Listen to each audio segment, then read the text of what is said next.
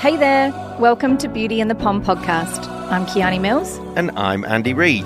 Two friends who have a very similar set of values, but who have taken very different life paths to end up in similar situations. We are also business owners, parents, property enthusiasts, and bloody short on time. So we bring you this podcast to shine a light on humanising business. Because look, let's face it, business is life, and life is business. And welcome back to this week's episode of Beauty and the Pom. Andy, it is always lovely to see your beautiful smiling face. How are we, Key? You well? Very well. Shining rainbows today. Shining rainbows. That's a new one. I know. Shining out of where? I don't know. Don't I just look happy? You look radiant. You look radiant. For those of you who can't see, she's actually got a shirt on today. Not that she's been doing it in the buff before, for that, just to put that into a bit of context. Geez, that was nearly wow. Well, I'm glad you cleared that one up. Yeah, a little bit. Kiani's in a little bit more business mode today, and we've discussed this on the podcast before. Business for her is one of her happy places, and it's quite obvious if you can see what I can see. To be fair, you can see my rainbows. Indeed. Hey, Kiani, this is the first one where our beloved listeners will get to talk to someone and listen to someone that is it's a lot more intelligent than me, let's put it that way. But I'm really looking forward to having our very, very first guest on Beauty and the Pom. Why don't you introduce him and let's rock and roll? Yeah, me too. I'm very, very grateful as well, because this gentleman is a dear friend of mine and someone who, as I said to you, Andy, this man changed my life. So the fact that we have him on here and he's taking the time to speak to us is warming my heart. Maybe that's part of the rainbows. I reckon it could be. So today I would absolutely love to introduce John Toomey. I call him the workplace wellness warrior.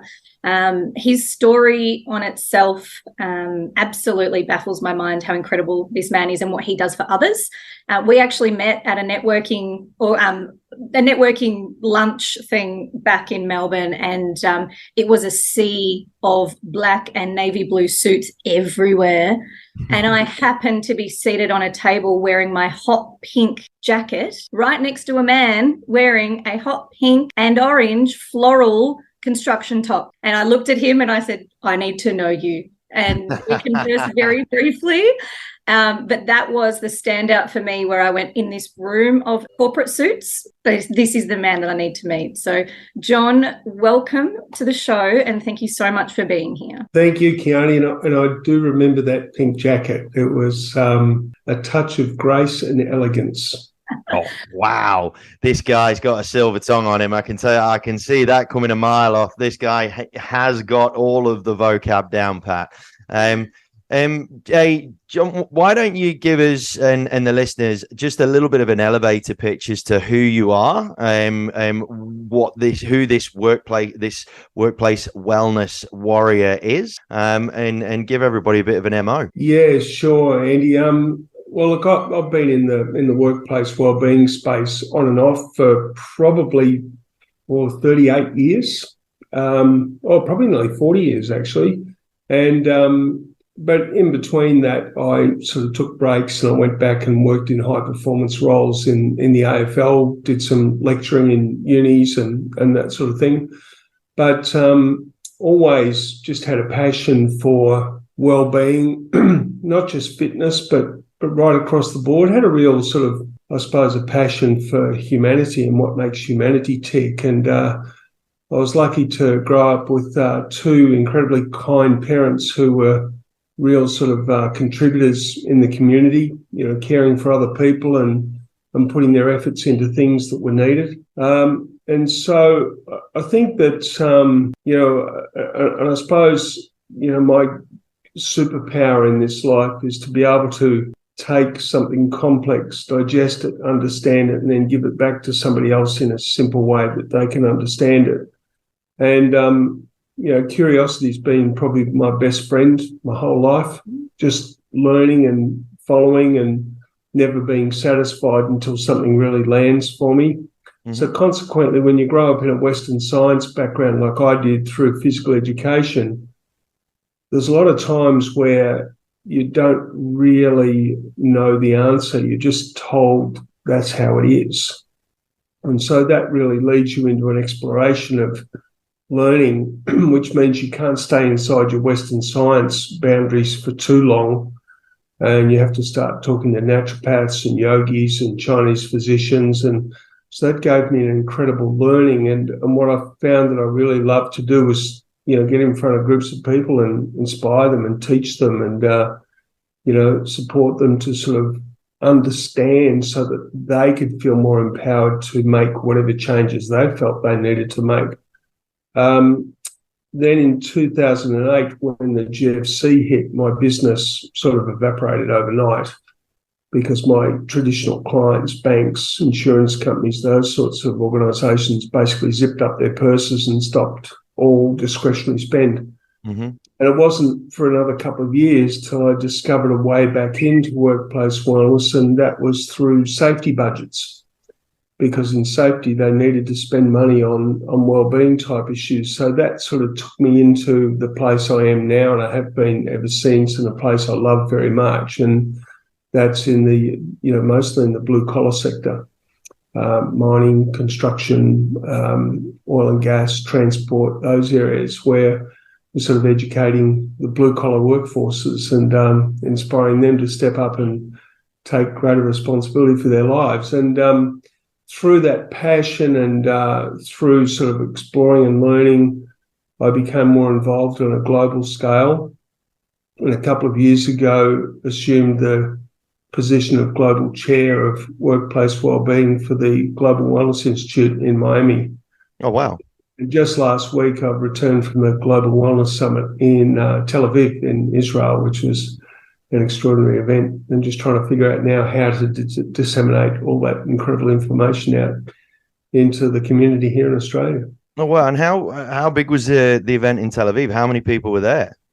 There was about 500 there.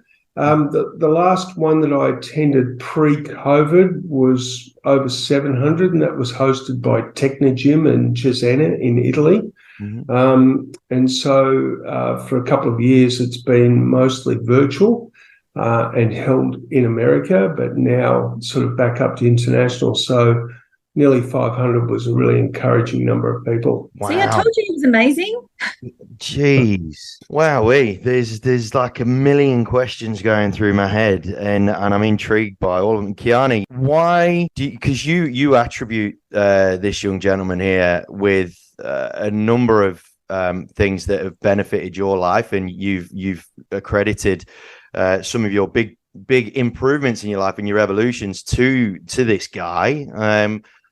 What is it? Why has this connection done this amount of positivity for you? The only way I can answer that is organize a catch up with this man and be in his presence for a little while. And even at that lunch, it's felt when you find a human that can stand in a crowd full of people, and it's almost like they're standing there as themselves, in themselves, but giving everything for those that they are speaking to, that they are trying to reach, inspire, which feels a lot like it's coming across as a nice warm hug.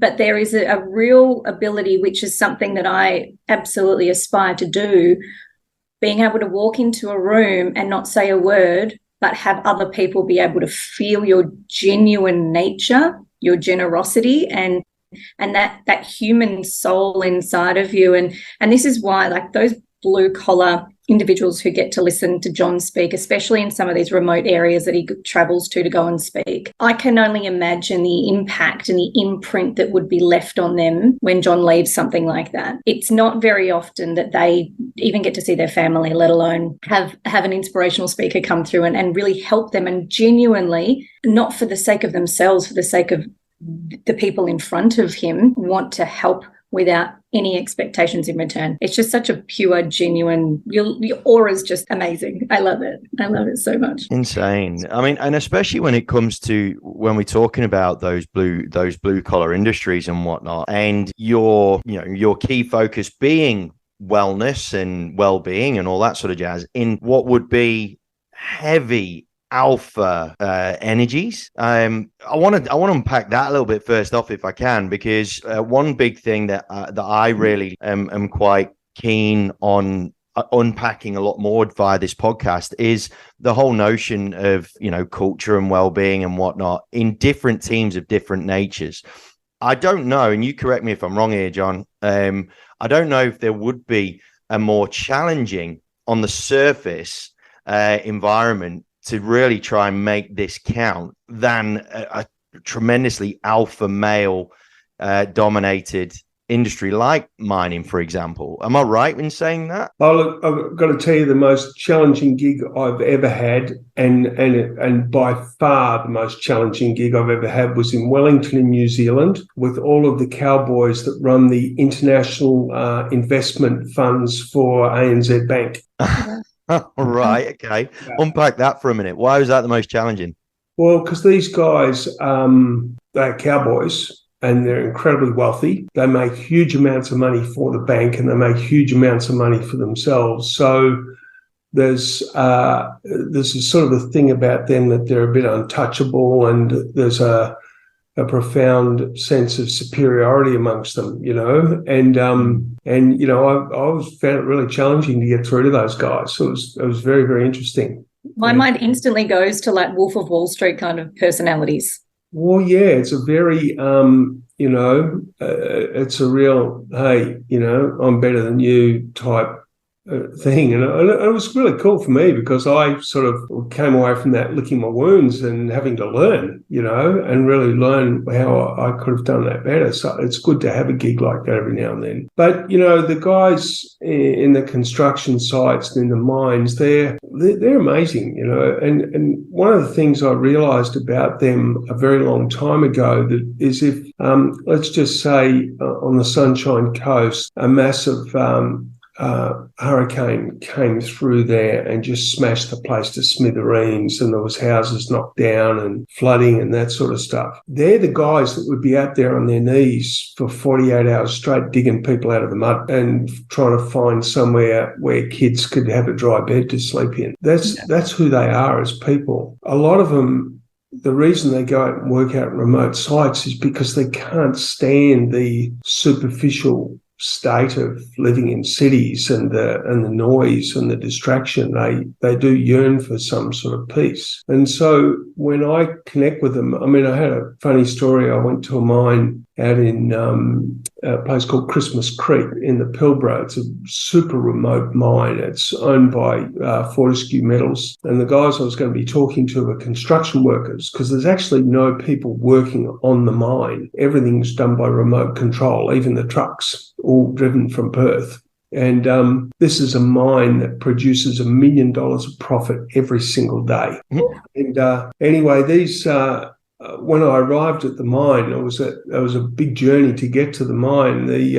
I called the head of safety of the construction company and just let him know that I was there. And he said, "Oh, by the way, I forgot to tell you, these guys are going to hate you." And I laughed and I said, "Really? Why?" And he said, "Well, because these are the hardest, gnarliest bunch of construction workers you're ever going to meet." And he said, "They're on this job. They're on a timeline. They like to just get the job done and get out of there so they can get to the next job." He said, "You'll never find blokes who work harder than these guys." He said, "So you're interrupting them." And I laughed again. I said, "Well, that's really cool. This will be fun." And I was talking to them about care and elevating care on a work site as a strategy for reducing the risk of mental health issues and also improving safety on the site. So I was standing in the room and they were all walking in and some of them were snarling at me. It was amazing, and just giving crazy looks and that sort of thing.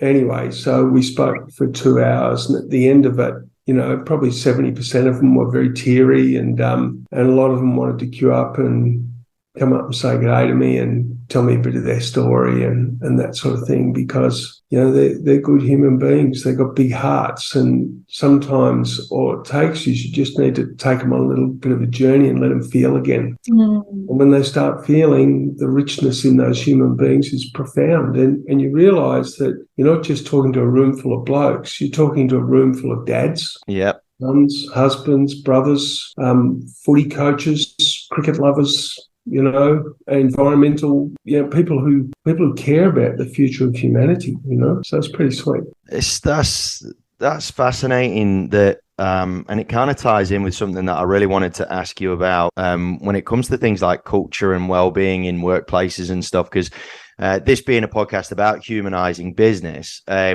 I've been of the opinion that, and I will say my opinion is based more on a white collar observation as opposed to a blue collar observation. I feel that culture for a lot of businesses, organizations, well-being for a lot of culture, for a lot of businesses and organizations, it has been sort of treated in quite a superficial way, kind of like they're doing it to almost keep up appearances, for want of a better word, without having a real true deep understanding of the impact that it has, you know, not only on the people obviously, but on the P&L as well. And what you mentioned there about your biggest challenge being with a whole bunch of hedge fund managers or whoever it was, you know, the banker wankers, they you know, and then you go to somewhere that is like School of Hard Knocks and whatnot, and seeing the raw emotion from those sorts of people. It's fascinating that what I've been thinking about culture might actually not be too far off the mark. Do you feel when it comes to that cultural conversation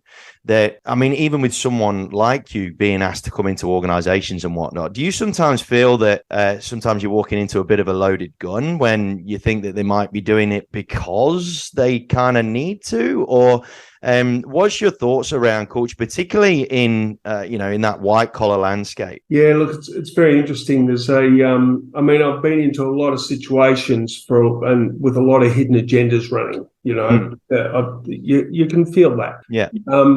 But still, I decide that I'm going to go in and connect with those people and do the best I can.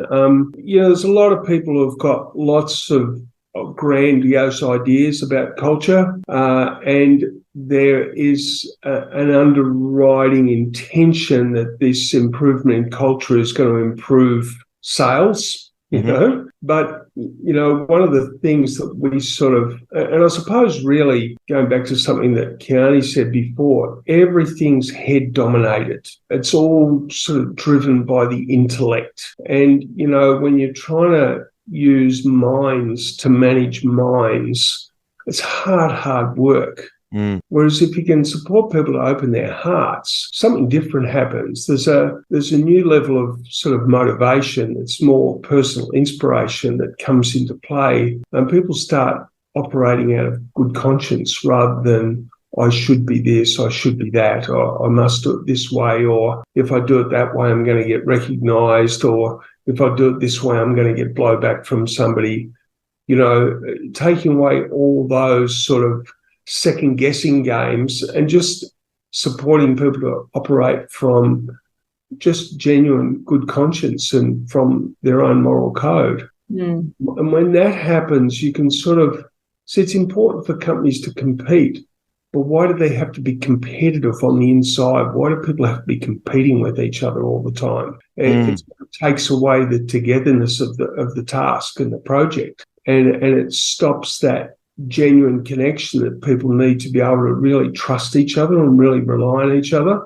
So, you know, when I come to talk about culture, I'm really talking about people reclaiming the depths of their own humanity and becoming really good people, really good citizens, and just really, really strong contributors to that community from their heart, not from what they think they should be. Oh, now that's a damn quote that was going to stick all over the social media after that. Culture is people reclaiming the depths of their humanity. Wow, that's a home run, that one, John. I love that one. That one's brilliant. I like it. Do you reckon that's come from your sporting background? Oh, look, no, not really. I mean, golly, sport, what a nightmare that can be. No, look, really, as Kiani will know, I've done a lot of work in the Avatar course. And, when I walked into an Avatar course room in 2005, I really had no idea what I was getting myself in for, but I just had this sense I needed to do that course. And the Avatar course it's a 9-day experiential program where you're using tools to learn about your own consciousness and eventually start to explore your own consciousness on a deeper and deeper and deeper level. And basically, people know that introspection is a good thing, but when you're introspecting and you've got really powerful tools to support you do it, some pretty profound things happen. And on the morning of that last day of that course, I completely woke up and I couldn't wait to do more of the work. And so I really dived into it for a few years, did an enormous amount of study, did a lot of work, and did a lot of work on myself. And when you get to that place, you actually start to really understand consciousness, and you get to experience what's going on around you, and you understand it at a much deeper level. You're not just reacting to circumstance and events. You're actually seeing how it's all being created. So from that place, you actually enter a new level of compassion. And so you can walk into something, even when it's not ideal, and not be judgmental of it, but have more interest in it and have more compassion for it and be able to support that situation to evolve at some level, So I wish I had have done all that Avatar coursework before I was involved in footy, but I wasn't. But, footy is a really interesting place too, where there's an enormous amount of ego, a lot of domination, a lot of competitiveness. And so when you see a football club like Richmond do what they were able to do in 2017, you stand back and you go, wow, that's pretty amazing. Well, I guess this is a good point too to just wrap it back around about the comment I made at the start about this man changing my life. And he did introduce me to the Avatar materials, and profoundly, incredibly transformational stuff. So I thank you for introducing me to that.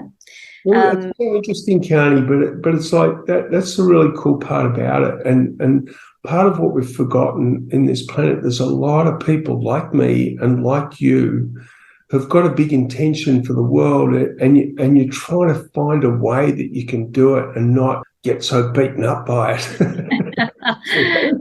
And so, you're the same as me. I walked into a meeting one day and there was a woman in the meeting and I went, oh God, who's she? And I want what she's got, and what she had was the incredible work that she'd done in Avatar, and that's what led me to the course. And of course you found it as well. And it's like, there's people out there in the world who are seeking, and and there's a lot of dark alleys that we go down before we find something that really takes us to where we want to be. And and the other thing about it too is it's like it doesn't mean you do an Avatar course and then you're perfect. Yeah, no, that's not true. I can train for a marathon and get really super fit and run a really good marathon, but I've still got to get up and train the next day. You can't. It's not an end game. No, it's not. It's definitely, life is a journey, and it's the people that we meet along the way and the things that we do to support us on that. But at the start of this episode, before we were chatting, you did mention something pretty cool to Andy and I about a book that you have been reading recently and a topic that you wanted to discuss with us. So opening up the floor to bring that to the table. Yeah, cool. I had read the book by Johann Hari, Chasing the Scream. And it was a very interesting book. And I've got to say, in parts, it was profoundly confronting because he wanted to find out where the war on drugs started. And he dug right back and he went everywhere, this guy, right to the depths of the archives of the FBI, down into Mexico, into the prisons. He went everywhere, to the streets of Brooklyn in New York. And he just wanted to try to learn and understand. And along the way, he came across some pretty interesting people up in Vancouver who were having a lot of success. And the copy of the book that I read was actually the second edition because there was a new chapter that he put in it after he'd spoken to these people in Vancouver. And the chapter was called "The Opposite of Addiction is Connection." And for me, that landed really powerfully, because I've always wondered why some people get horribly addicted to drugs or alcohol or gambling, but most don't. And here was an incredible answer that's incredibly well researched. And so we look at this modern world that we live in, and we're more connected than ever through social media, but in actual connection, one-on-one, where we can actually sit with another human being and be fully connected and be present and really enjoy the intimacy of that connection with another human being. It's sort of probably started to disappear when television arrived. And, it's, and I just think it's a fascinating topic to explore and discuss, and how do we move that one forward, because it's a big factor in workplaces, and I know that's an area that I'm going to really expand on in workplaces. Yeah, when look, you think about, I think about business owners, salespeople, people in intense roles, and the volume of them that can turn to some sort of drug, some sort of escapism, chemical escapism, shall we call it, whether it is drugs or booze or something along those lines, and making this connection between addiction and loneliness, essentially. And does the workplace that they are in, that they have created for themselves, because we've said this on a number of occasions, running a business can be really, really lonely, right? Really, really lonely. And I think what you've come across via Johan Hari's Chasing the Scream, I think that is a fascinating hole to sort of drill down and have a look into. What when you first came across this, based on all of your experience working in workplaces and workplace cultures and all the rest of it, when you first came across this as a notion or as a concept, what was your immediate reaction to it? Because you said it had a profound impact. What was your immediate reaction to it? And where did your headspace and your heart space go to immediately after stumbling across this as a concept? Well, yeah, I mean, I suppose I went in multiple directions, but one of the things I really was interested in is the number of workplaces where there's incredible efforts to stop people connecting because they think that if they're connecting, they're not doing any work, and you go into these places with pigeonholes, with high walls, and even Australia Post at one point told people to stop bringing photographs of their family in, and then sort of trying to take away all distractions to get people to work. Really treating people like show horses, and that whole thing about trying to take humor out of the workplace in case somebody gets offended, instead of teaching people how to do humor without being offensive, and I just felt, and all the areas where you've got management sitting behind closed doors and the staff are separated from them and they can't feel safe or comfortable to go and communicate with them, and just incredible, those sorts of things. But then what I also went to was that during lockdown, when everyone was at home, I would walk downstairs and go out onto the street, and just up around the corner from me, there's cafes, and there was huge groups of people standing in their circles, trying to social distance, drinking coffee out of takeaway cups and chatting and connecting and talking to each other. And I looked at them and I thought, I wonder how many of those people don't get to do that when they're at work. And no wonder people don't want to go back to the office. Very, very cool. I like it. And that personalization or the humanization should, to bring it back to why we even started this thing in the first place, this podcast. giving people the ability to be successful in who they are as well as what they are is a vital piece to that. I really like your observation there around how effectively the depersonalization of the workplace, almost communizing. It's almost like communization of workplaces in order to drive efficiency and so on and so forth. What are your thoughts around let's talk about this just for a second, if we can. The short-term the short-term mindset of, bringing everybody into focus and all that sort of versus the long-term gains of creating a welcoming and personalized culture. If a business owner is really keen on doing that, or really wants to break this cycle of just having a bunch of robots work for them, and they really want to try and make this shift, where does that start? How does it start? And what are sort of the first steps that leaders can do in order to start to make this come to pass? Yeah, it's a great question. I mean, it's like that whole thing of trying to drive people and motivate people with some sort of control. I remember I was speaking at a conference in 2007. It's actually where I met Yossi Ginsberg, who I spent some time with in Israel a couple of weeks ago. And if you don't know Yossi, watch the film Jungle from 2017 with Daniel Radcliffe. It's about Yossi's life, but brilliant guy. But anyway, the conference was a company called Nikken, which is a network marketing wellness company out of Japan. And I was doing a keynote and Yossi was doing a keynote. And while I was sitting there waiting to speak, there was a guy who was a business leader from the US, and he was talking about recruiting people. And he said, you have to inspire people.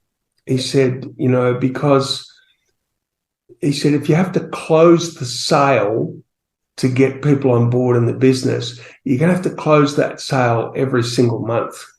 And I thought, wow, isn't that amazing? It's so true. And so when you come back to organizations, for me, it's about where is the inspiration in all of this? And if I can tell you that I was speaking at a Dulux management conference just before COVID, and we were talking away, and I said to them, what do you guys do? And they were a bit silent, and one of them said, we make paint. And I said, yeah, I know, it's boring. I said, yeah, but what do you do? Okay, you make paint, but what does that even mean? And so we got into it, and we sort of really dived into it, unpicked it all. And you know what we got to? We provide what families need to create environments within their home that nurture the connection in their families. Ooh. It's a bit better than making paint. I love that. A little bit better than making paint.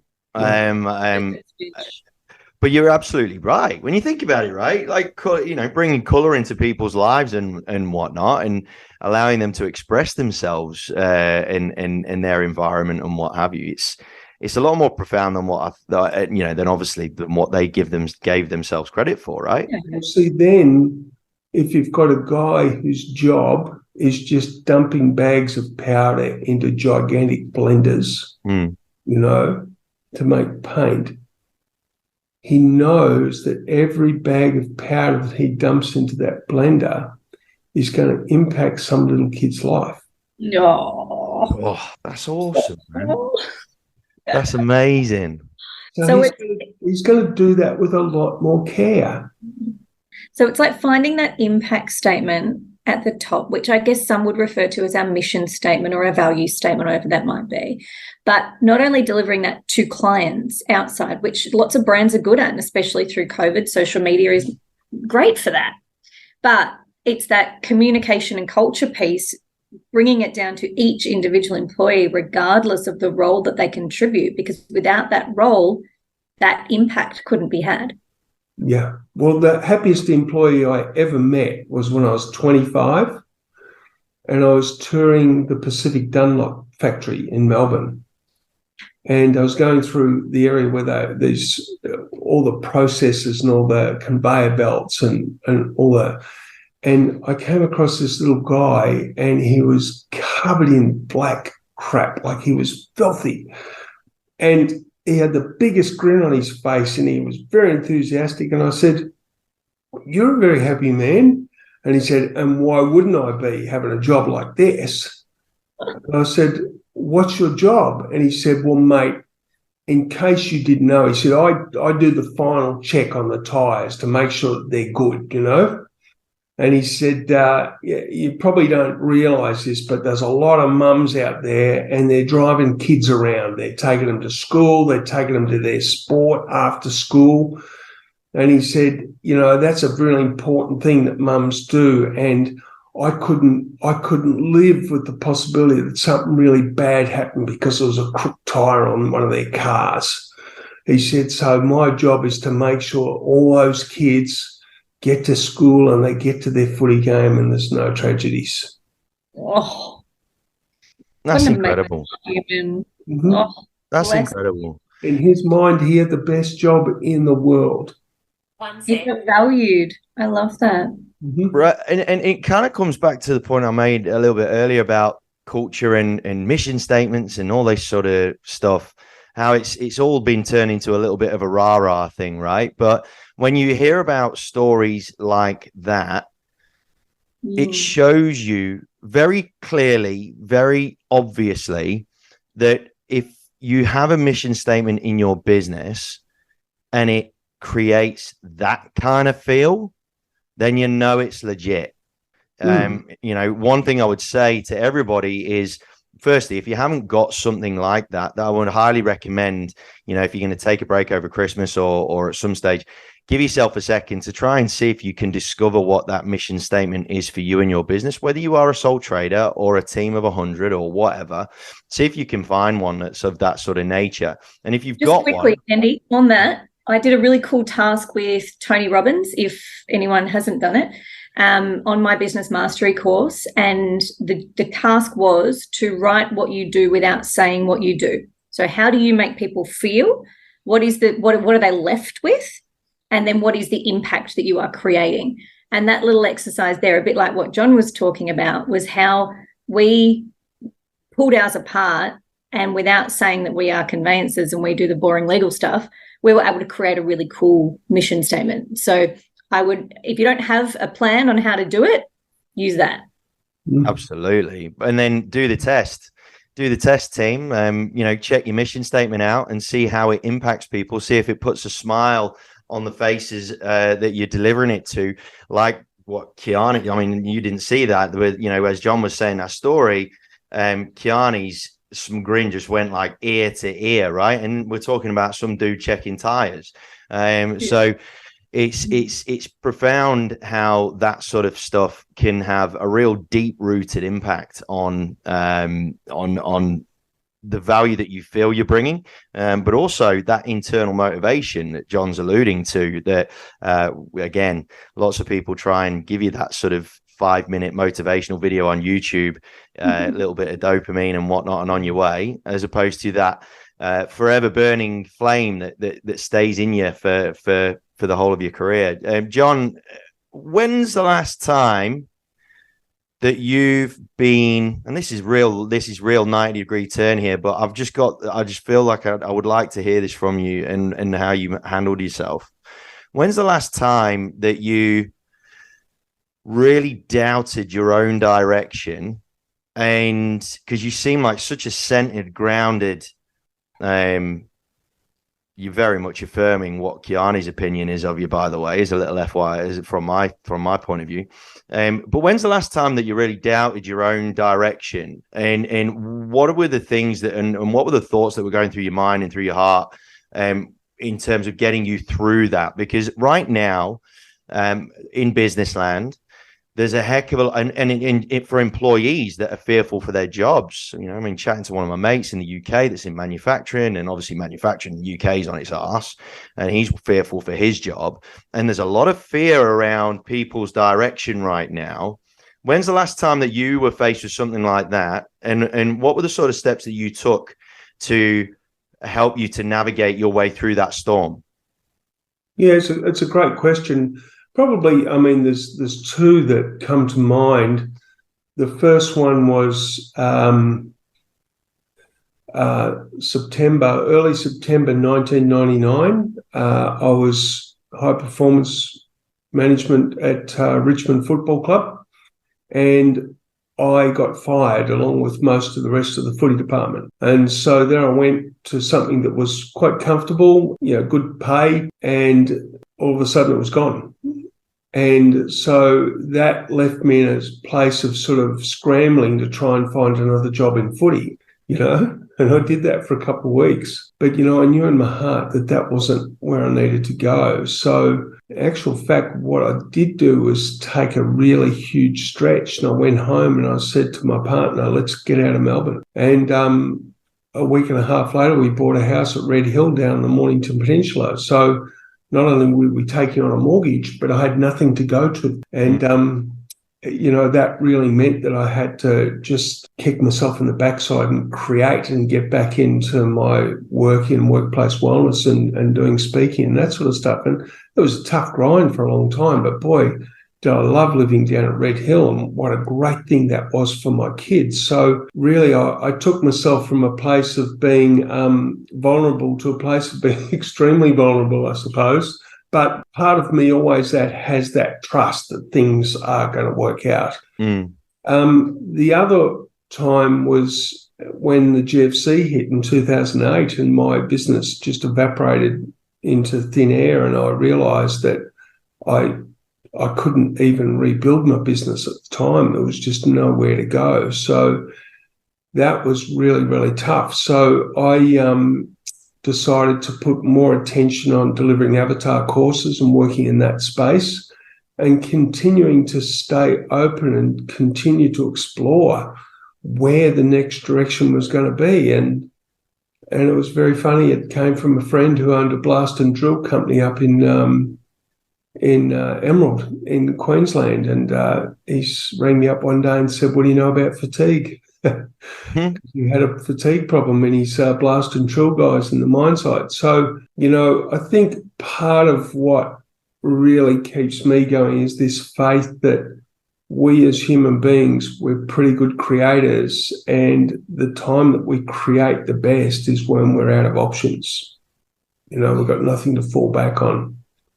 And an old footy coach friend of mine, Mick Irwin, used to love to tell the story about the Greeks when they invaded Rome. They sailed their boats up.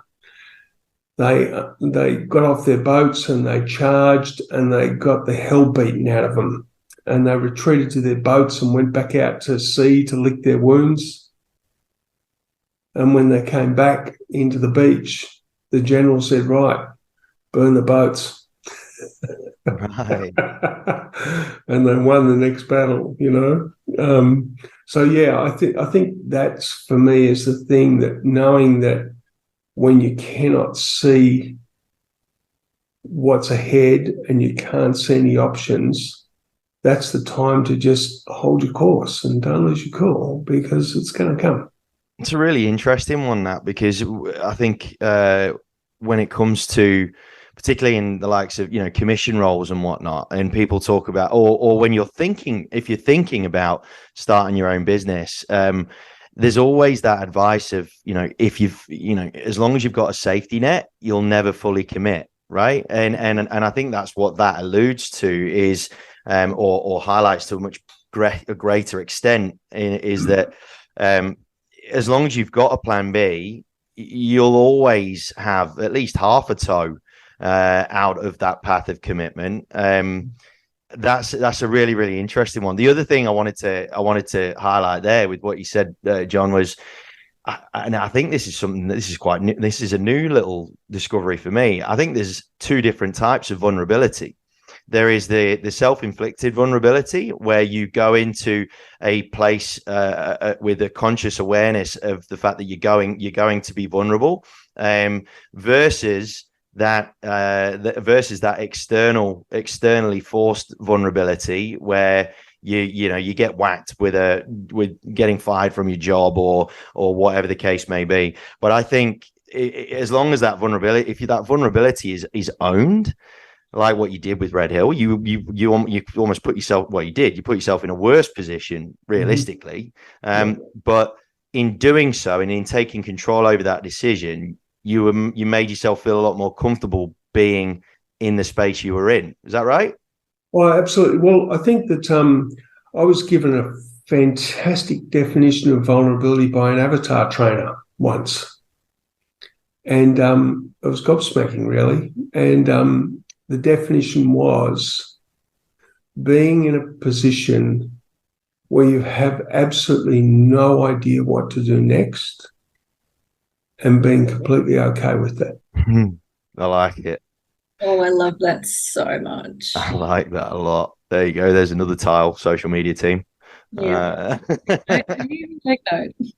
And that came from an avatar trainer. And I just thought, wow, there's no victim in that at all. No. Nah. And you know what? What I have discovered is that is probably when you are at your most powerful. I like it. I love that so much, because we do, in previous episodes, we've spoken a lot about surrender, and we will do a lot more around surrender as well. And there is such an element of that in vulnerability and truly being vulnerable. Andy, your point was absolutely perfect, in a sense that while we're still in some form of a comfort zone, we won't make big, bold decisions or allow those big, bold decisions to even enter our stratosphere, because we're sitting in the paddle pool where we're safe and we're not going to drown. But the minute you step out of that paddle pool, that's when the magic happens. There's so much more space and ability to create, as you said, John. It's bloody scary, but it's almost like what I'm assuming, when back in the day when they thought that the world was square, where they were like, all right, we're going to walk off the edge of the earth and just plummet into the stratosphere. And then taking that step and realizing, oh, actually, no, it's round. We can just keep walking and walking and walking. To me, there feels like there's an element of that. There's fear involved with what's beyond what we allow ourselves to explore. And then when we kind of get there, it's like, whoa, actually, hold on a second. It's not that bad. And that all that fear, that's just all in the mind, And it's, I think, one of my the oxymorons that I love is a calculated risk. And I often ask myself, what is that? It's either a calculation or it's a risk. Yeah. I say that shit. Both, isn't it? Oops. But you're right. You're absolutely spot on, to be fair. Yeah. Now you mention it. I'll remove that from my vernacular. Thanks. Pick up on that one, Andy. But before we wrap up, we are almost coming to time. John, I just wanted to ask you, what does humanizing business mean to you? Well, it's I haven't yet come across a business that's staffed with robots. And so I think that really humanizing business is, number one, allowing people to be who they are in the workplace. But that also means encouraging people to be who they are, because it's not just an allowance thing. It's about people doing what they need to do to be more genuine and more sincere in who they are in the workplace.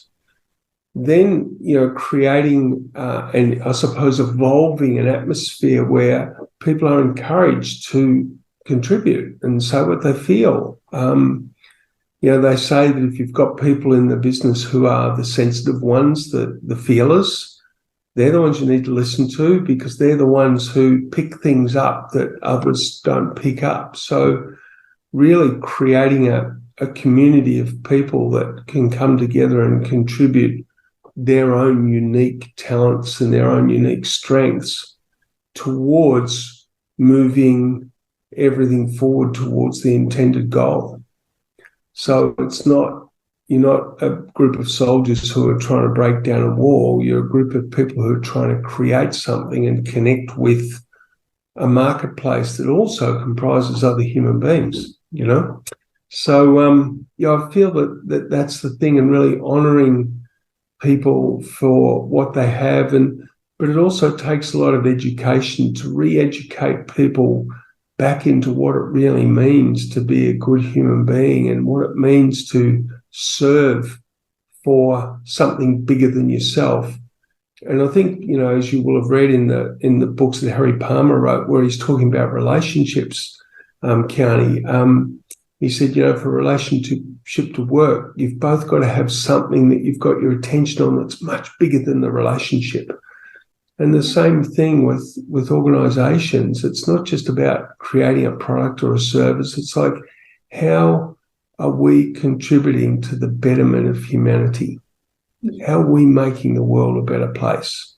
Mm. And I feel when we get into that space and we're really genuine about it, then there's much more room for people to be who they are and to feel inspired to contribute how they can contribute to that. Now, is that easy to do? No chance. No. It's hard work. But I tell you what, that's where longevity exists.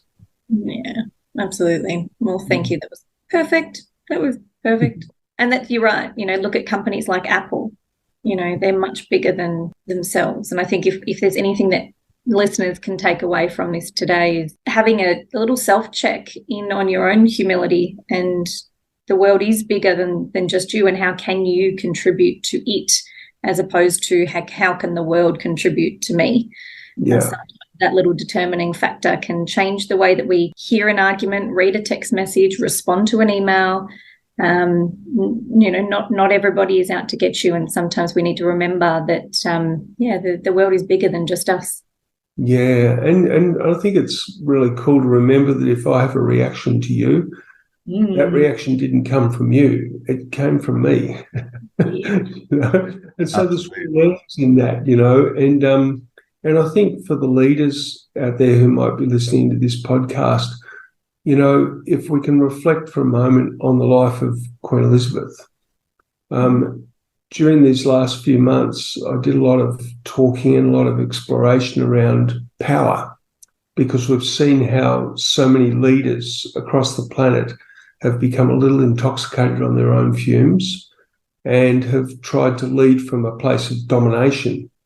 And we've seen it with state premiers in our country. And that sort of made me really contemplate power and what is power and who uses power really well. And the only world leader I could really come across who I felt had a genuine handle on power was Queen Elizabeth. And the reason for that was her unyielding dedication to service. And if you're a leader and you're not coming from a place of pure service, then you're not leading. No. You need to do some work to relearn how to do that. Oh, I love that. Such Amazing. wise words. Thank you so much. And thank you so much for taking this time to be with us and share your insights. I'm really looking forward to the next leg of your journey. I love watching your travels and hearing about them. Hopefully I'll be able to see you face to face soon and pull all those stories out of you. But for today, thank you so much. Hey, thank you, guys. Been really wonderful. Thank you for creating so much beautiful space. All right, team. Well, I hope you've enjoyed John's chat just as much as we have. We'll share all his contact details through social media, but I strongly suggest follow the man on LinkedIn. He is incredible. And we wish you healthy, happy, and what are the words you say, Andy? Healthy, happy. Stay safe, healthy, and happy. There we go. See, I wasn't quite paying enough attention. You've only done it, 15 times now, but stay safe, healthy, and happy. Bang. Okay? Yay. All right. Thanks for listening. Take care, team. Thank you so much for joining us. We are very grateful for your time, and we really hope that we've provided some value. Follow us on Instagram if you've liked what you've heard, and if you have anything that you want us to talk about, things that might have been bugging you but you've not quite had the bottle to really bring it out into the open, send us a DM and we'll happily bring it to the table.